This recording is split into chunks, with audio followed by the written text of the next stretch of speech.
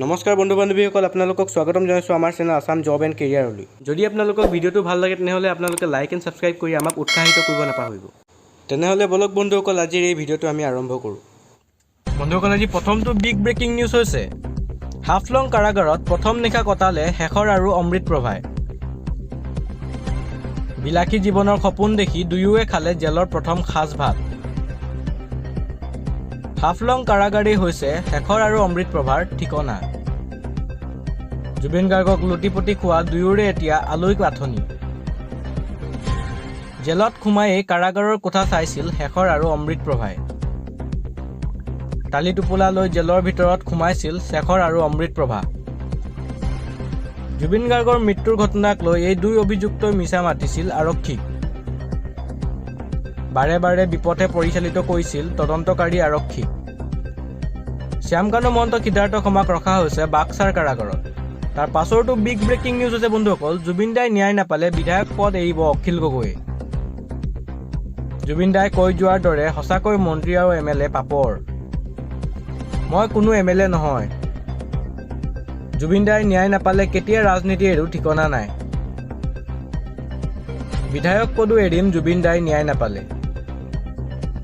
কেতিয়া আন্দোলনত জঁপিয়াই পৰো ঠিকনা নাই। শিৱসাগৰৰ পৰাই গৰ্জন অখিল গগৈৰ। জুবিন দাই কৈ যোৱাৰ দৰে সঁচাকৈ মন্ত্ৰী MLA পাপৰ। মই কোনো MLA নহয়। জুবিন দাই ন্যায় নাপালে কেতিয়া ৰাজনীতি এৰি দিওঁ ঠিকনা নাই। বিধায়ক পদো এৰিম জুবিন দাই ন্যায় নাপালে। তাৰ পাছতো বিগ ব্ৰেকিং নিউজ হৈছে ছিংগাপুৰৰ ৰাজনৈতিক নেতাৰ একাউণ্টত কমেণ্ট নকৰিব। এই কাৰ্যত ছিংগাপুৰৰ চৰকাৰ কিছু অসন্তুষ্ট। বহুতে ছিংগাপুৰৰ নেতাৰ সামাজিক মাধ্যমত লিখিছে, ৰাজ্য চৰকাৰক অনুৰোধ দেশখনৰ বৈদেশিক মন্ত্ৰালয়ৰ। জুবিন অনুৰাগীলৈ বিশেষ আহ্বান মুখ্যমন্ত্ৰী হিমন্ত বিশ্ব শৰ্মাৰ। তদন্ত প্ৰক্ৰিয়া ঠিকমতেই চলি আছে, জুবিনে ন্যায় পাব। 21 অক্টোবৰত ছিংগাপুৰত SITৰ বৈঠক। ছিংগাপুৰৰ আৰক্ষী মিলি চলাব তদন্ত প্ৰক্ৰিয়া। ছিংগাপুৰৰ পৰা উভতাৰ পাছতহে স্পষ্ট হ'ব বিষয়টো। ৰাজ্য চৰকাৰক অনুৰোধ দেশখনৰ বৈদেশিক মন্ত্ৰালয়ৰ। ছিংগাপুৰৰ ৰাজনৈতিক নেতাৰ একাউণ্টত কমেণ্ট নকৰিব। বহুতে ছিংগাপুৰৰ নেতাৰ সামাজিক মাধ্যমত লিখিছে। তাৰ পাছতো বিগ ব্ৰেকিং নিউজ হৈছে 21 অক্টোবৰত বন্ধ ঘোষণা। কি খোলা কি বন্ধ? 21 অক্টোবৰত বন্ধ ঘোষণা প্ৰশাসনৰ। কি বন্ধ থাকিব জাননী যোগে উল্লেখ জিলা প্ৰশাসনৰ।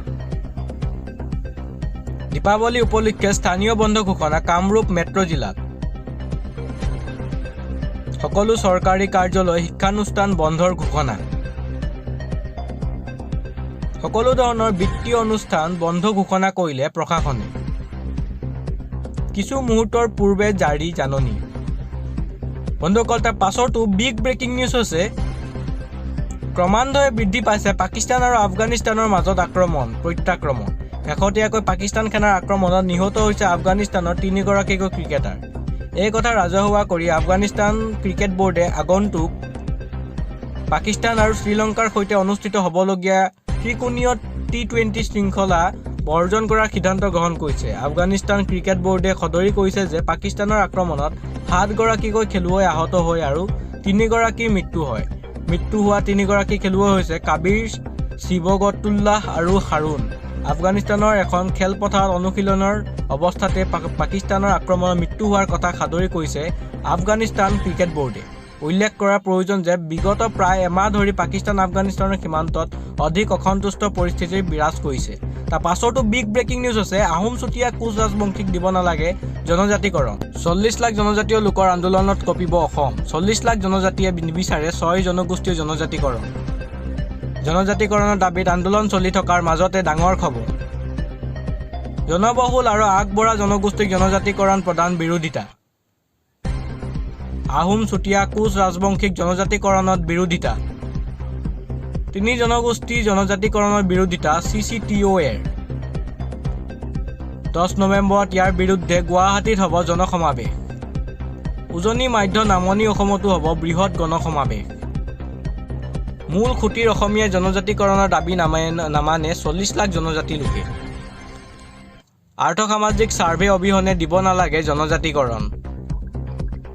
আহোম চুতীয়া কোচ ৰাজবংশী পিছপৰা বুলি দিব লাগিব প্ৰমাণ এই তিনি জনগোষ্ঠীয়ে জনজাতিকৰণ পালে জনজাতিসকলৰ বহু ক্ষতি হ'ব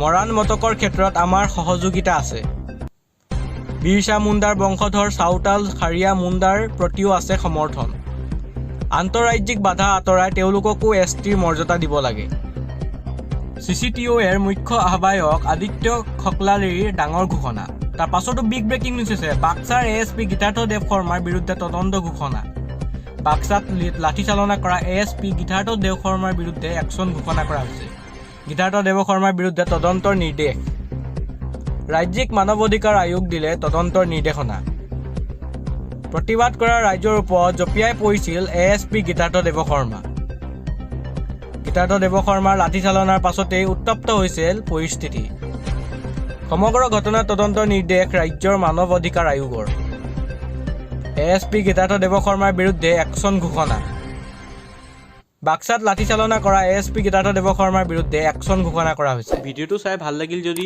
আপোনালোকে লাইক আৰু ছাবস্ক্ৰাইব কৰিবলৈ নাপাহৰিব ধন্যবাদ